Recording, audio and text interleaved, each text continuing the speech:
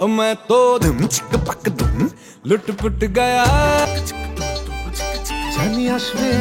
17 June Shakib খানের মুক্তি পাওয়া তুফান সিনেমাটি এখনো দেশের বাজারে জনপ্রিয়তা শীর্ষে। সিনেমাটিতে থাকা একে একে নতুন নতুন গান চমক দিয়েছে ভক্তদের। সিনেমাটির রিলিজ হওয়ার 27 দিন পর মুক্তি পেয়েছে আজকে আমার পকেট থাকা গানটি।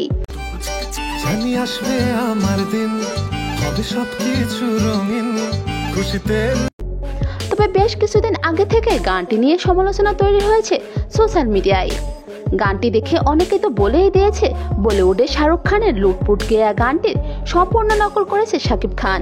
তবে আমাদের জানার বিষয় আসলে কি বিষয়টি এমন, গানটি দেখে ইতিমধ্যে শাকিব খানের ভক্তরা গণমাধ্যমে জানিয়েছে শাকিব যে পারফরমেন্স অভিনয় করেছে যা কিনা শাহরুখ খানকে দিয়েও সম্ভব নয়। একমাত্র শাকিব খান স্বল্প বাজেটে এই ধরনের সিনেমা ও গান তৈরি করতে পারে। শাহরুখ খানও এই ক্যারেক্টার করতে পারতো না। শাহরুখ খানের দ্বারা এবং নো ডাউট উনি বাংলাদেশের শাহরুখ খান। শাকিব খানের প্রতি ভক্তদের এই ভালোবাসা সামাজিক যোগাযোগ মাধ্যমে তুফান সৃষ্টি করেছে। কোনো মতেই যেন বলিউডে শাহরুখ খানের সাথে তুলনা করতে চায় না দেশীয় শাকিব খানের।